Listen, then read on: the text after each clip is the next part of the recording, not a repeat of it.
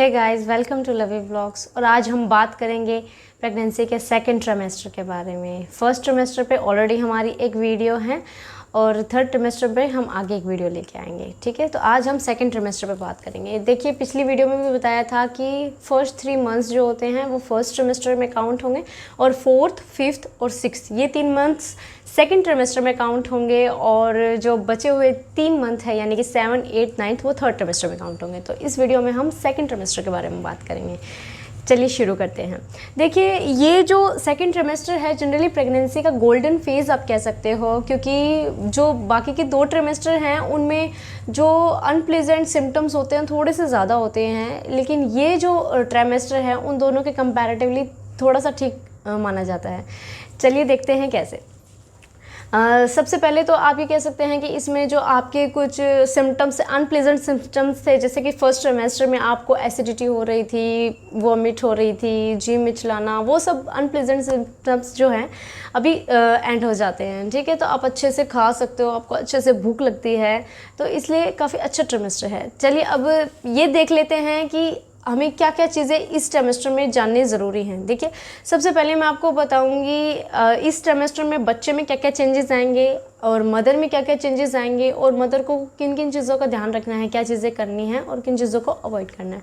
तो देखते हैं। देखिए, सबसे पहले हम देखते हैं कि बच्चे में क्या क्या चेंजेस आएंगे। देखिए, फर्स्ट ट्राइमेस्टर में जो बच्चा था लगभग 5 इंच का था और उसकी जो हाइट होती है और वेट जो है वो 50 ग्राम तक होता है। लेकिन सेकंड ट्राइमेस्टर में क्या होता है कि उसका जो वेट होता है लगभग 1 kg तक हो जाता है और जो हाइट है 12 to 14 इंचज़ तक बढ़ जाती है। ठीक है, तो इसके अलावा उसके जो बॉडी ऑर्गन्स होते हैं लगभग फॉर्म हो चुके होते हैं, जो भी उसके लगभग ऑलमोस्ट ऑर्गन्स फॉर्म हो सकते हैं, हो चुके होते हैं। हार्ट, लंग्स, हाथ पैर, उनके फिंगर्स, उनके जो नील्स होते हैं, उनके इनफैक्ट जो सेंसरी ऑर्गन्स होते हैं यानी कि देखने की क्षमता, सुनने की क्षमता, वो सब भी डेवलप हो जाती है। जैसे कि आपने सुना भी होगा अभिमन्यु वाली स्टोरी, वो बिल्कुल ट्रू है। वो इसी टाइम के आसपास की कहानी है, कहानी नहीं, वो एक ट्रुथ है, क्योंकि इस टाइम जो है ये बेस्ट टाइम है जब आप इमोशनली कनेक्ट कर सकते हो बच्चे के साथ। ठीक है, वो उसे बाहर की जो चीज़ें हैं वो सुनाई देती हैं। मतलब हो सकता है इतनी क्लियरली ना सुने क्योंकि इतनी लेयर्स के अंदर है, बट वो रिस्पॉन्ड करता है, स्पेशली मदर के साउंड पे बहुत ज़्यादा रिस्पॉन्ड करता है। ठीक है, तो जैसे वो बाहर से जो भी उसको नॉइज़ होगा, सराउंडिंग से जो भी आवाज़ें होगी, सब उस तक पहुँचती है, वो सब फील कर पाता है। ठीक है, तो ये बेस्ट टाइम है, आप उसके साथ कनेक्ट करें, उसके अंदर अच्छी चीज़ें डालने की कोशिश करें। ठीक है, तो आप अपने आसपास का जो इन्वायरमेंट है वो पॉजिटिव रखें जितना हो सके, अच्छी चीज़ें पढ़े, अच्छी बातें सुने, अच्छी बातें करें, ताकि उसके कानों में अच्छी चीज़ें पढ़े और एक अच्छा इम्पैक्ट बच्चे पे पड़े। ठीक है, तो ये बहुत ज़रूरी है इस टाइम पे। इसके अलावा बच्चे की जो मूवमेंट है वो इस टाइम पे काफ़ी अच्छे से शो होती है, अच्छे से वो मूव कर पाता है, क्योंकि इतना लगभग उसके बॉडी जो ऑर्गन्स हैं वो फॉर्म हो चुके होते हैं। वो फिंगर्स को मूव कर सकता है, हाथ को मूव कर सकता है, खुद पूरा अच्छे से मूव कर सकता है। इतना बॉडी मास नहीं होता फ़िलहाल कि जो उसको रोके कि इतना, अभी उसके पास इतना स्पेस है कि आराम से वो मूव कर सकता है। ठीक है, स्पेस की प्रॉब्लम थर्ड ट्राइमेस्टर में आएगी। ठीक है, तो अच्छे से अभी मूवमेंट करेगा वो। ठीक है, तो ये कुछ चेंजेस हैं जो बच्चे में देखने को मिलते हैं। ठीक है, सेकंड ट्राइमेस्टर में। फर्स्ट ट्राइमेस्टर में तो बहुत ही छोटा होता है तो इतना कुछ नहीं होता है, लेकिन सेकंड ट्राइमेस्टर में ये सब चेंजेस उसके अंदर आते हैं। ठीक है, अब हम देखेंगे कि मदर में क्या क्या चेंजेस होते हैं सेकंड ट्राइमेस्टर के अंदर। देखिए, मदर में भी काफ़ी चेंजेस आते हैं।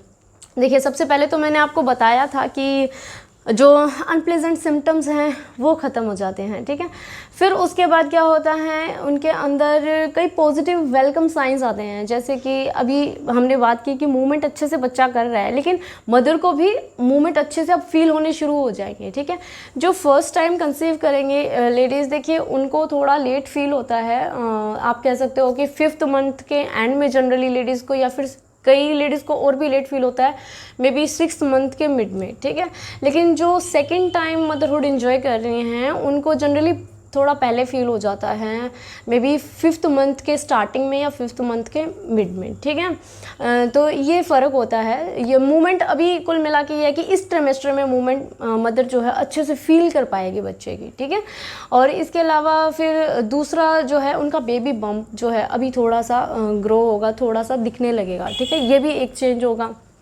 तीसरा एक डार्क ब्राउन कलर की या लाइट ब्राउन कलर की एक लाइन होती है टमी एरिया पे, बेली एरिया पे, ठीक है, जिसे लिनिया नाइग्रा कहते हैं, ठीक है, वो भी इस टाइम पे बननी शुरू हो जाती है सेकंड ट्राइमेस्टर में। थर्ड में और डार्क हो जाती है, बट अभी बननी फॉर्म हो जाती है, ठीक है।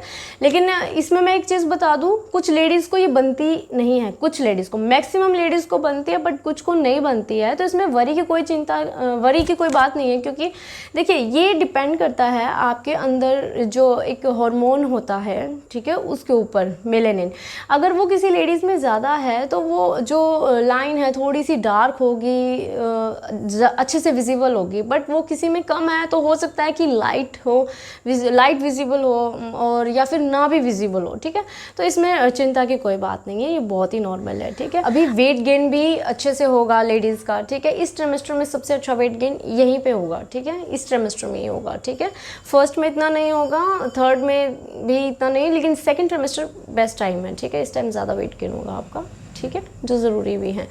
लेकिन और इसके बाद हम देखेंगे एक और पॉजिटिव चेंज आपका होगा, वो होगा ब्रेस्ट से रिलेटेड, मतलब आपके कुछ चेंजेस आएंगे, बिकॉज अभी आपकी बॉडी जो है आपको लैक्टेशन की प्रोसेस के लिए तैयार करेगी, ठीक है, ताकि बाद में बच्चे को अच्छे से आप फीड करा पाओ, ठीक है। तो ब्रेस्ट रिलेटेड चेंजेस भी आपको बॉडी में फील होंगे, ठीक है।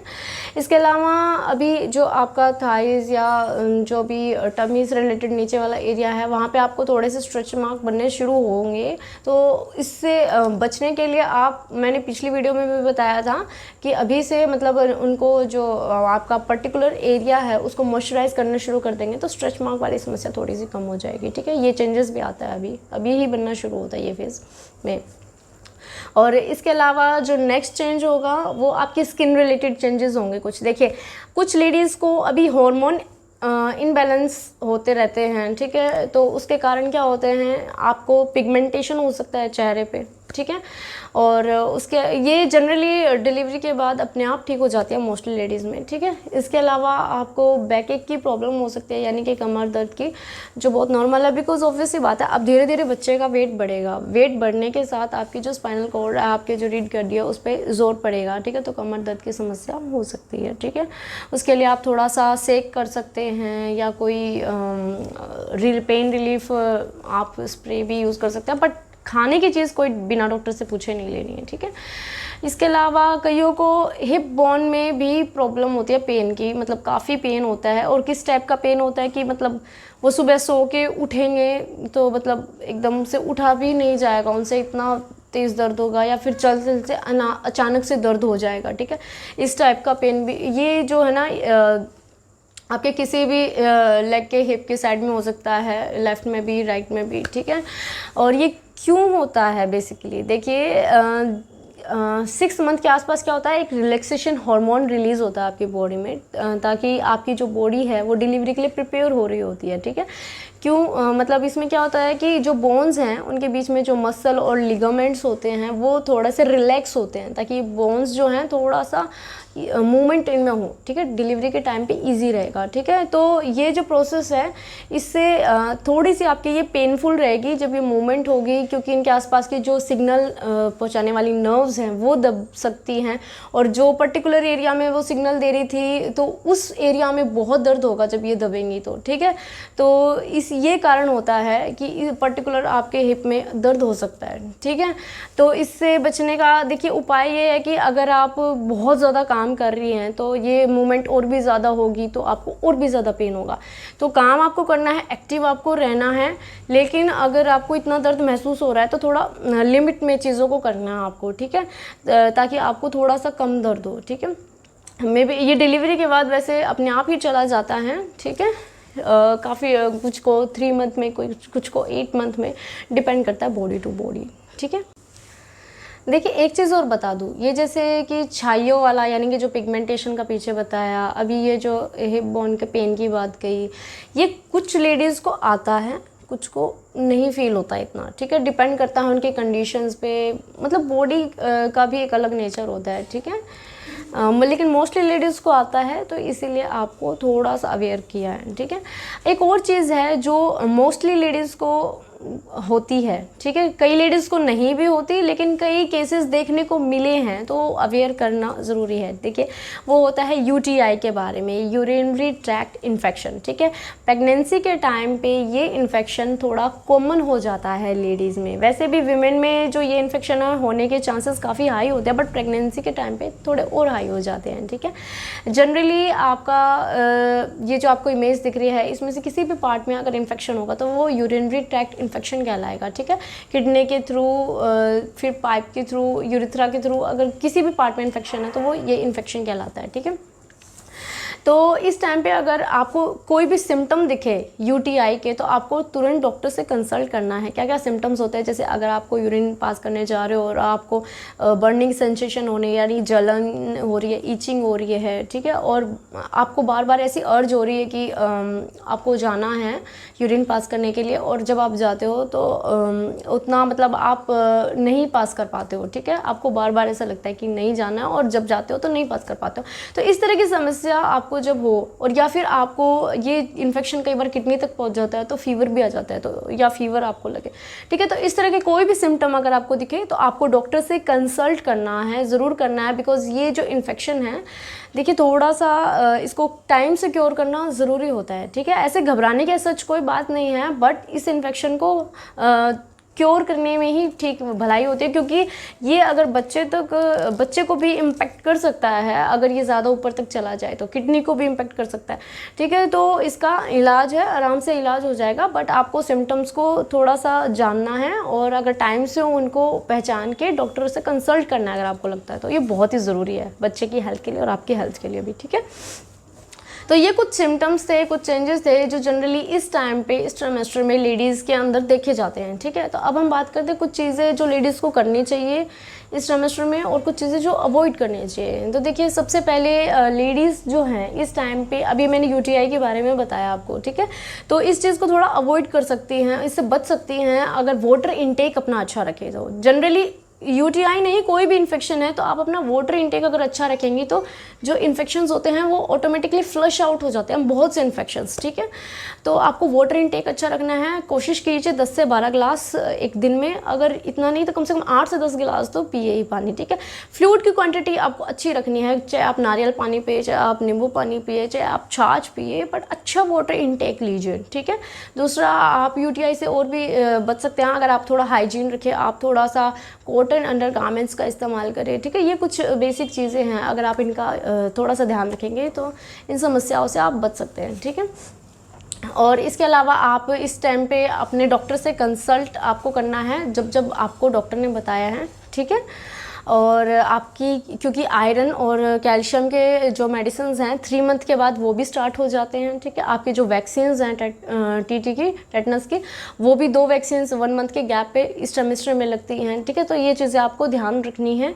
और इसके अलावा अभी आपको अपनी डाइट पे ध्यान रखना है, अच्छे से खान पीन करना है, क्योंकि अभी आपको ज़्यादा कोई ऐसे सिम्टम्स नहीं है कि ये नहीं खाया जाएगा, वो नहीं खाया जाएगा, आप अच्छे से खा सकते हैं, ठीक है। तो अच्छे से खाइए, दूध, चाय, दही, हरी सब्जियां, जो भी आपको अच्छा लगे, बस घर का अच्छा साफ़ सुथरा खाना खाइए, ठीक है।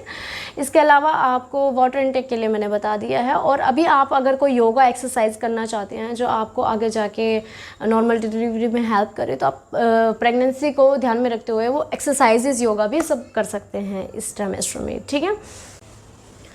इसके अलावा अगर आपको कहीं पे ट्रैवल करना है तो इस ट्राइमेस्टर में ट्रैवलिंग भी सेफ़ मानी जाती है कि एज सच कोई प्रॉब्लम नहीं होती है, तो इजीली आप कहीं विजिट कर सकते हैं, ट्रैवल कर सकते हैं। अगर आपको कहीं जाना है तो उसमें कोई परेशानी नहीं होगी, ठीक है। तो ये कुछ चीज़ें हैं जो करने में आपको कोई परेशानी नहीं होगी और आप कर सकते हैं, ठीक है। कुछ चीज़ें ऐसी हैं लेकिन जिनका ध्यान रखना है, जो आपको नहीं करनी है, जो आपको अवॉइड करनी है।